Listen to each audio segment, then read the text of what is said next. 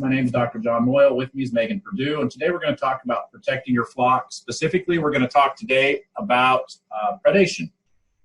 And when we talk about predation, we often talk about small flocks, but predation occurs on flocks of every size.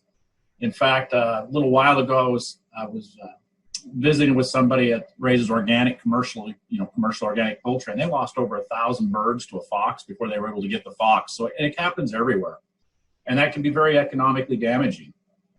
Again, they cause losses on all size farms, but it can be very emotional. If your kids are raising a 4-H project or an FFA project, and this is their big or their pet or something along those lines, having a predator get in and take out take out your chickens can be very dramatic to them. However, in a weird way, it's actually a very good lesson about life. Life is full of challenges, and predators seem to be one of the biggest ones we have. And predation can occur many ways. You can have it so that maybe you lose an occasional bird, or in the case of my friend with the organic farm, they lost 1,000 birds in 2 or 3 nights. So again, it just depends on what the predator is and how things are going. Here's a picture of a fox. Protecting your chickens is a 24-hour-a-day job, 7 days a week, 365 days a year. There is no break from it. Chickens are kind of edible. Everything likes to eat chickens. They're one of the things that everybody likes. Every predator likes them. So they're very, and again, they're not very vicious. So they're kind of on the bottom of the food chain. Predation happens to everybody. It can happen to very good growers. It can happen to growers that are struggling. It just really depends. It can happen across the board. In fact, I've lost to predators at different times. My daughter lost a lot to predators over the years. So again, you need to pay attention, especially with little chicks. When you get little chicks, they're so cute. They're everybody loves them. They're small, but the thing about those is they're very vulnerable. Particularly to things like cats and rats. People don't often think about that. We put them in a shop or a shed. Well, maybe there's rats or cats that they'll take care of these little birds. They're very delicious to them, and they enjoy it. Another one, if you listen to our banter before you started, we're talking about snakes. Snakes can be a very big problem on small chicks as well. So one thing we always want to do with new chicks is when we put them in, when we're brooding them, is cover it with a wire or something way to prevent animals from getting in and having access to them. Again, most predation occurs in the evening or early morning hours or late at night. Predators come from all different places. They're land-based, air-based. They come everywhere you can. So it's important that we keep our chickens, in a safe location at night so that they're not eaten. Again, I tell everybody, shut them tight in your house. Don't think that, I haven't seen anything for a few days, they'll be okay, because that can lead to losses. And again, predators are both in rural and urban areas. And just kind of a quick list, we have cats. People don't think about that, but cats are often the culprit on small birds. Dogs can be a big problem. Rats, raccoons, skunks, possums, raptors, owls, mink and weasels, bobcats, foxes, coyotes, bears. We don't talk about that one very much. I had a commercial farm in Arkansas for a while, and we had problems with bears. So bears can also be a problem too, depending on where you're located. So again, don't think anything's too little. One predator I don't have listed up there, which is worldwide really a problem, and that is people. So also people can be a problem as well. So let's just kind of group them up here for a minute. Let's talk about our canine group. This is our dogs, foxes, and coyotes. And again, most people don't realize it, but dogs are probably one of the biggest problems we have with predation on poultry flocks. Everybody thinks their dog doesn't cause a problem. Well, dogs can be troublesome. They can cause issues.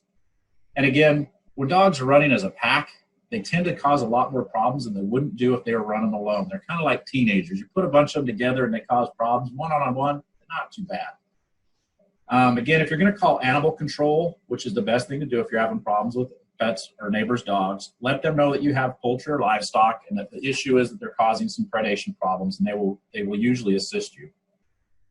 And that's going to vary by state who you need to call, but you can work with your local animal control and they will help you. Dogs will kill birds of all ages. They tend to just maul them, but they don't eat them very often because they've got a full diet and all that. They don't want to deal with the feathers, so they're just going to chew on them for a while, drop them, and leave them. So you can see this dog here is actually my daughter's dog, and this caused a problem one day. He's since been trained and never had another problem. So again, if you do have a dog that's yours and you have poultry and you have an issue, you can train them so that they will no longer cause problems to your pet, to your chickens. Interestingly enough, over the years, I've always had retrievers. They were always trained not to eat the chickens, but they were pretty good about being able to run the bird down and bring it back to me if it got loose. It was pretty nice. Another time I had a really good dog that while the chickens would run around the backyard, he would keep them off the porch. So my wife didn't have poop on the porch, and she was very happy about that dog. Another one is foxes, and foxes are notorious. I mean, everybody's known about foxes for millennia. They're always talking about how intelligent and sly they are, and they're very good at getting an easy meal.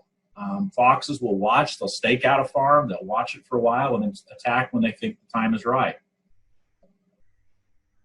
Often the only sign you have are feathers on the ground. You can trail them back. I was at a farm the other day where somebody forgot to shut a door one night. Everything was fine. Well, a couple days later, they forgot to shut the door again, and all the birds were gone. We were able to trace by the feathers and follow them across into some wooded area where there was a fox denning, and so we know where they went. So one of the things you want to do, is one of the things about predation that's really fun, is you become a detective. You've got to figure out what is out there, and so it's kind of fun. And things you want to look for is footprints. You know, if you're looking at a footprint and you can't tell what it is, well, if it's got a claw, it's a canine. If there is no claw, you know it's a feline because they don't have, their claws are retracted. Again, look for footprints, follow the feathers, look for clues, see what happens. And again, they can take either a single bird, they can take several birds, it all depends. Coyotes are another problem. I moved out east here and we don't have near the problem I did when I lived out west. That said, they are becoming more of a problem. We're seeing them in areas we have not seen them in many, many years. They're very similar. The way they predate is very similar to a fox. However, their footprints are going to be larger. They're going to look more like a dog's. They will often tunnel. Number one thing they like to do is tunnel underneath a fence and dig their way in, and they can dig fast, and they can get into pens, and they'll take a couple birds, and they'll just disappear. Another thing you need to remember is they can jump pretty high. They say they can clear up to 5 feet. I'll bet they can go higher than that. I've seen some jump pretty big. So they're very smart as well. Coming down the East Coast, we kind of have a new type of coyote that seems to have some wolf in it. It's kind of a hybrid type thing. They're very, very intelligent animals, and they're living in urban areas as well. So we're seeing a lot of them in towns and cities. Now we get to felines. The most common problem is house cats, and then bobcats too, depending on where you live. Here on the eastern shore of Maryland, we don't have bobcats. However, if you get in the mountain areas, you do. Again, when I was raising birds in Arkansas, I was in the Ouachita Mountains where I was at. They had bobcats there that could be an issue as well. So again, you want to look, and signs are, if it's a house cat, they're typically going to leave the older birds alone. They're only going to go for younger chicks and young immature birds. However, bobcats will take a bird of any size. The way you look for cat predation is they're going to use their claws. And so you want to look for claw marks on the sides of the birds and towards the back and see if you can find any on the survivors. Or if you find a dead animal, look for those claw marks because it's a telltale sign that that is a feline type predator. Owls, hawks, and eagles. These are one of my absolute favorite ones. Eagles and hawks will take birds during the daytime. My daughter lost her prize rooster to an eagle one day when she decided to leave it out and go to school. They will eat chickens of any size. They will, if they're small enough, they'll kill the bird and then carry it up into a tree, and they'll eat it in the tree. So what you want to do is look for a branch or something. You'll find the remains underneath it on the ground under the tree, and that's kind of one way you can look for what happened. Owls, on the other hand, will predate at night. They're very, very good. They'll actually go in. If you leave a little pop hole open, they'll actually go in that pop hole and get the birds, carry them out, and leave. So they're very tenacious and hard to control if they get learning to do it. The best way to do it is prevent them, never have them start in the first place, and again, keep your birds shut up at night. And yes, I did take these pictures. This great horned owl is in a tree by where I grew up out west, and every year I go back out there, I can find that same family of owls. I really look forward to going out there and looking for them every year. Raccoons, they're notorious. They will usually attack at night. They're very good climbers. Here's a picture of one we know was a raccoon. You can see it ate the head, was eaten down into the breast. And again, that was just left laying in the field. Here's kind of a little sketch of some pictures. And here's a raccoon in a live trap. One of the best ways to deal with those is live traps. Check the rules in your area. However, I know that most states allow you to eliminate raccoons and foxes that are killing livestock. So again, check with your local NRCS office to find out what is legal. It's also illegal to remove raccoons if you trap them in a live trap. So make sure you follow the local rules on what it is. But again, live traps are a great way to catch them. My daughter swears by a half-eaten peanut butter and jelly sandwich. She says if you don't eat half of it on the way to the trap, you aren't going to catch anything. Possums also attack at night, very similar to a fox or to a raccoon. Interestingly enough, on those, here's again, see the footprints up there at the top. They're actually really cute when they're young. These actually ended up at in a friend's place. Ended up with 6 of them in a live trap with their mom. They turned them all loose, and they're all back in the forest and happy.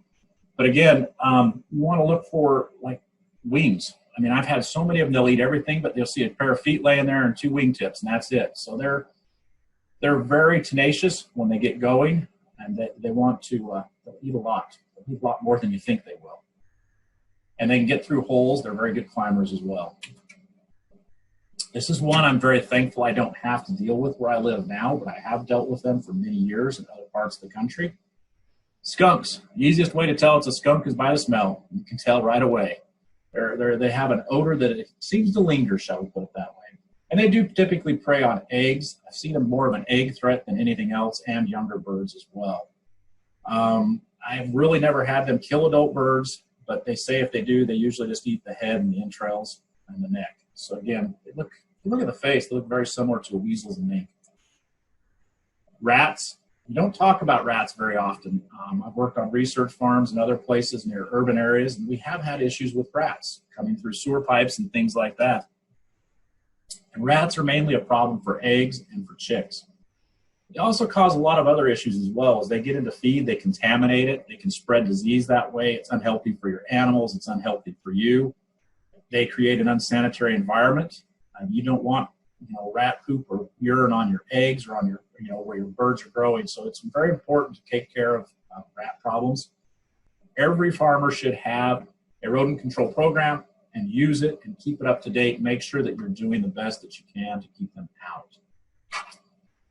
Weasels and Mink. These are some of my favorite guys. They're very tenacious. These little guys are, ounce for ounce, are some of the best fighters in the world. But they're very, very polite. They're going to get in your chicken coop. They're going to kill a bunch of your chickens, but then they'll put them in a very neat pile for you. So they're easy to pick up. Again, they're going to eat the back of the heads and the necks, typically is all they really go for. And they can get through some really small holes. If they learn where you're at and start causing problems for you, they can be very difficult to control. They can climb well. They're just a very tenacious little animal. Again, they're going to eat I think weasels have to eat their own weight every 24 hours or something, so they eat a lot, and they're very active animals. Snakes typically will eat eggs. They'll eat a lot of eggs. You'll just notice the eggs are missing, and chicks as well. So there's nothing else. As you can see, they just put it in their mouth, they swallow it down. Here you have one with it in the belly inside a chicken coop. And sometimes they will remain in the nest. Interestingly enough, chickens are not afraid of these snakes. In fact, chickens eat snakes. So this snake here, actually, you can see it's hiding behind that cinder block brick. It's trying to get away from the snakes because when my daughter found it, the chickens were actually pecking at it actively, trying to get it, and it was trying to get away. Sadly, I don't have a better picture of that because, like I said, she was a teenager at that time. Well, she's still a teenager. And she was checking her birds, and amongst all the screaming and yelling, she took care of the problem. But again, you can see the egg is in there in the distended belly. Interestingly enough, on this case, the reason it didn't get away, it couldn't make it back out the hole it crawled into, is because that was a fake egg that it ate. It was a wooden egg in the nest to help encourage the hens. They were young to lay eggs there. And since it couldn't break, she couldn't get back out and was captured at that point. There's other things. They will go after chickens. Here's a young bird. You can see how the neck is all mucus covered. This was actually killed by a snake, and it tried to swallow it, but couldn't, so it coughed it back up and left it. So snakes are actually more of a problem than a lot of people realize. And when you're looking for what predators are out there, like I said, you get to play detective, and that's where it kind of gets really interesting to me, because you're going to look for footprints, hair, what's going on, what kind of feces is out there. And then how would it get into your coop, and when is it happening? All these things are things you want to look at to try and figure out what goes on your farm. Here's kind of a list I put together over years of experience. It's just kind of a chart. If you go down, it has a lot of the predators listed and what you can look for. And again, another thing I tell people to do is get you a good copy of footprints. Look at them. Learn to be a detective. Go out there and see what's around, because there's a lot of different things. Now, granted, we're not going to have moose causing problems here. And if you find moose tracks, you're definitely not in Maryland, I can tell you that. But again, it just depends on what part of the country you're from and what they're going to do. But it gives you kind of the same rundown we talked about earlier.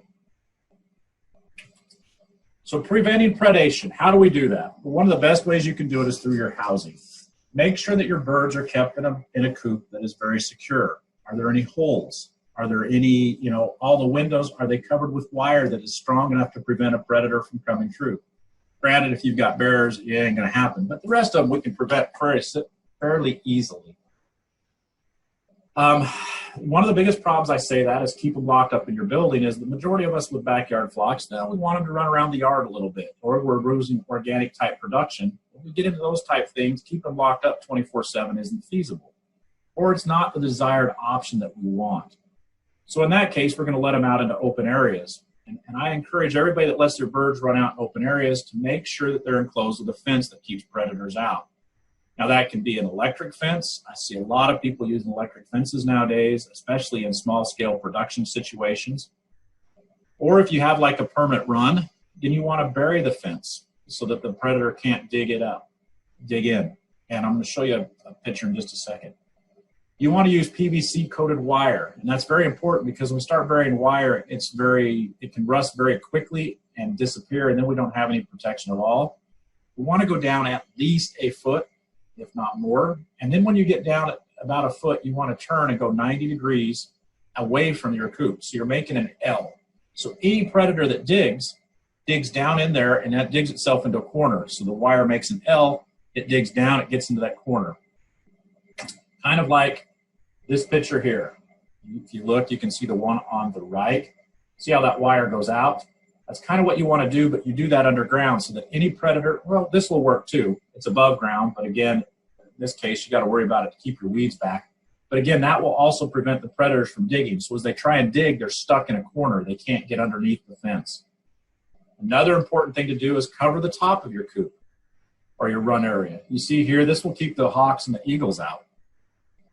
They're not going to be able to dive in and get those birds, so you're actually protecting them. Now, granted, that's a bird netting. It would probably slow down a raccoon or a possum. However, they may chew and break that and go right on through. So again, if that's your only protection for the night, you may want to put them inside the house and shut the door at night so that they don't have access to the run to prevent any chance of a bird coming or a predator coming through that roof. Again, make sure you don't have any large openings. As you can see here, what do you think happened? Got a call. Said, what's going on? So they came out, we looked, and we're looking around. We look up, and they had the ventilation. They didn't have any wire over this part of the thing. Raccoons are very good climbers, climbed up on top, went right through, got a bird, drug it right on out. You can see the feather there, and if you look close enough, you'd be able to see there is some blood on those nails that are coming through that we're holding the shingles on. So again, things like this are important to look for. We want to make sure we look for that there's no holes. You see the window opening below it. It's got a good cover over it. You see the run out behind. It's got a good cover. It's got wire. Problem was they left one little hole, and those animals will find that. Chicken tractors, movable housing, whatever you want to call them, are becoming very popular. There's homemade structures. There's tons of different kinds of ways of making them. And they can be great housing. However, they do cause an opportunity for predators. You need to make sure as you look, here's just a picture of one that a friend has. He's got it so that the birds can be locked up at night, but during the day, to prevent predation, if you look, you'll see an orange fence that goes all the way around this. That orange fence is an electric fence, and what it does is it will keep the predators back, and then at night, he puts them inside and locks them. And that's important because he doesn't want those predators up next to that because it's not too hard to get underneath those. A coyote can go right underneath that edge and be in those birds in an instant. Another thing that's important to remember if you have this type of a housing situation or movable housing is that bottom needs to make good contact with the ground. And that ground needs to be level because if there's dips or holes, along that side, those animals are able to get underneath it and get in with your birds. Again, electric netting is becoming much more popular. However, I want to caution you that if you have kids, they need to understand that's electric. I grew up on a farm out west, and between my house, my grandpa's house was electric fence, and I learned very young about electricity and fences, and kind of a painful lesson. So we want to make sure that kids, to keep them safe, understand that they shouldn't touch. Other things we can do, I've seen people use motion sensor lighting. Again, though, it really works for a couple days, but then birds get used to motion sensor lighting, and then they realize nothing's going to happen, and it becomes ineffective. But again, lights can help. Again, raccoons, they're going to learn that really quick. They're very intelligent animals, and they'll just get over the sudden thing coming on. The other one I really love, and this is one of the things I want to really push, I love game cameras. You've noticed, you've already seen a few pictures of game cameras in this already. And because they're out there 24 hours a day, 7 days a week, they're motion activated. So as soon as anything's going on, they're taking pictures. And it can tell you what's going on when you're not around. And while they don't detour predation, they can let you know what you're dealing with. For example, this is one farm losing birds. What's going on? So put a game camera out there. Well, we look, what is this, 9:07 at night in May? It's dark out. Look what showed up. We've got a raccoon there. Well, a couple days later, we see this raccoon a few times. If you look really closely on the post on the inside, you can see the eyes shine as that raccoon has now actually got up, learned to get in the coop, and he's now inside the run. And now you can see down here, he's running around inside the run. So again, these gosh dang it. These raccoons are very intelligent. They're going to figure out what's going on, and they're going to be in your run. Now, if this person let their birds loose in the run at night, didn't shut their coop up, these birds are gone. However, I know that she does. She keeps her birds locked up at night. So while the raccoon was able to get into the run, it was not able to get in with the birds. We're also seeing a lot of guardian animals being used with chickens. Dogs are a very, very popular choice. You have to make sure you select the right dog. And the dogs need to be trained from the time they're puppies, that poultry are their friends, not the prey. Otherwise, they can learn really quick that they taste good, and then you've got a problem. And puppies should never be left unsupervised with poultry or chickens or whatever you have. We want to make sure that we train them properly. So make sure they're supervised until they're old enough to actually do their job alone, and that is to prevent predation. If you do buy a dog, make sure that it is accustomed to poultry and that poultry are something it will protect. I've seen some of these used on farms that if they saw a hawk go over, they knew it. And they would be out there with the birds with the hawks. And interesting enough, they were out there for the buzzards too. They couldn't distinguish them. But again, that was a very good dog to see those large birds coming over and acting in a way to protect the flock. Other things you can do, objects with motion. So things that move around, keep animals skittish. Using CDs, hanging some CDs outside, the wind will blow them. That reflective, that shining going on all the time will help keep things back. Here you have, you can use pinwheels or CDs. Let's see, here we have somebody, I still don't know what they were trying to do. I think that's actually a saddle for breeding. But if you look at it, they put the design on there, it actually looks like some kind of a predator, and that'll help keep other predators away. So again, disguising your birds to look like something else may be something you want to consider if you're having a lot of predation. And predation will come and go. For example, I worked with a lot of organic farmers in another part of the state, and they would always have a lot of predation in October.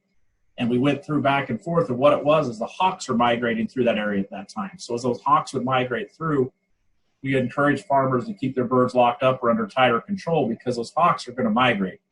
They're going to go through and they're going to wipe out a lot of birds. They'll go down south, and then they'll come back through in the spring. So during migration times, we really encourage people to pay extra attention to their animals and to make sure that we take the necessary steps to prevent predation.